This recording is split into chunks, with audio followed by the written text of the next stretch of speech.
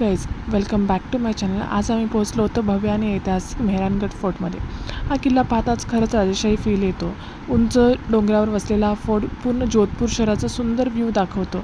एंट्रन्समधून जाताना मोठे मोठे दरवाजे, जुन्या भिंती आणि त्या काळातील आर्किटेक्चर पाहून आपण थेट इतिहासात गेल्यासारखं वाटतं. तिथलं लोकल फोक म्युझिकने पूर्ण वातावरण अजून मॅजिकल केलेलं होतं. सो आम्ही म्युझियम पण एक्सप्लोअर केलं. तिथं जुने शस्त्र, रॉयल ड्रेसेस आणि पेंटिंग्स पाहायला मिळाल्या. तिथून दिसणारं ब्लू सिटी व्ह्यू तर नेक्स्ट लेवल होतं. फोटो आणि रील्ससाठी हा स्पॉट परफेक्ट आहे.